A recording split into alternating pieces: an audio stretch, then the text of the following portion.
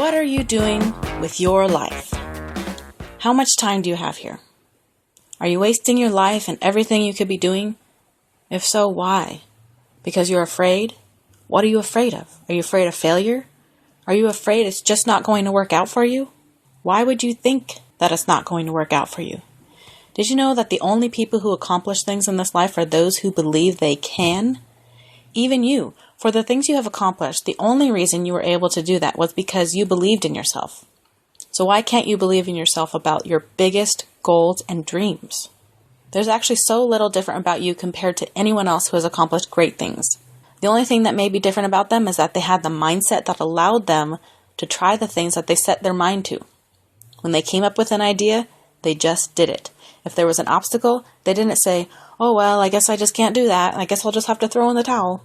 No, they figured out a way to get over that obstacle. They were resourceful. They took the resources they had and turned it into something that they wanted it to become. Everything is changeable. Your life, your circumstances, you can exchange money for things, time for money, time for accomplishments. You can take things in this world and turn them into a masterpiece, something you desire to come true. There was once a painter who lived in Philadelphia.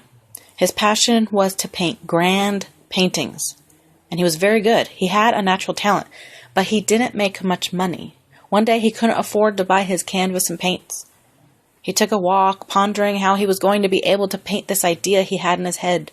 He envisioned a woman holding her newborn child, big heavy clouds hovering over them, then splitting just enough for rays of sunlight to shine down on them. The vividness he had in his mind, he just couldn't contain it. He just had to get this out with his paintbrush.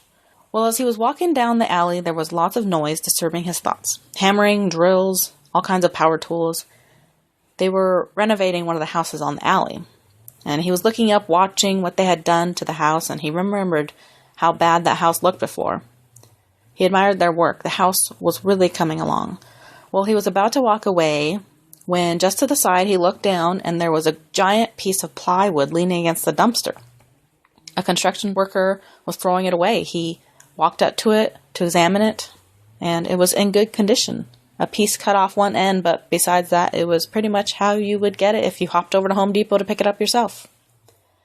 For some reason, he decided to look inside the dumpster. He didn't know why. He just felt the urge to see what else was inside. And to his surprise, there was actually a can of paint. It was home paint that you would use to paint your walls, but he didn't care. He lifted the can of paint out of the dumpster, and it felt like it was about half full still.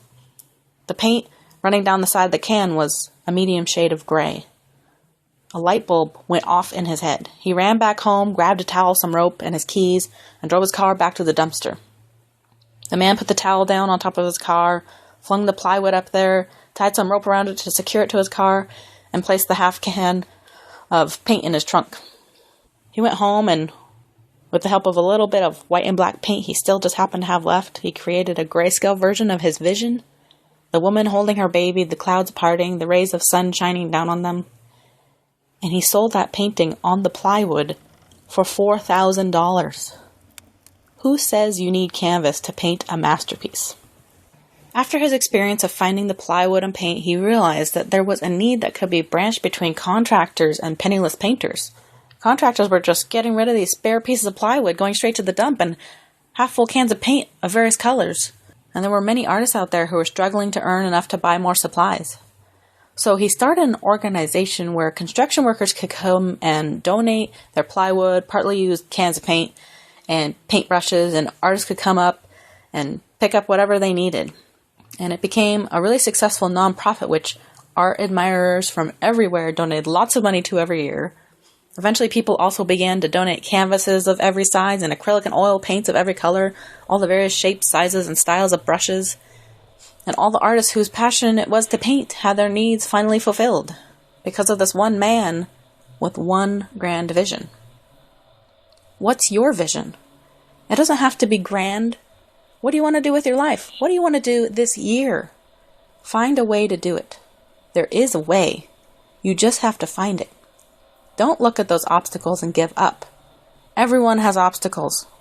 The people who succeed are the ones who look at their obstacles and think of a way to overcome them. So take action now.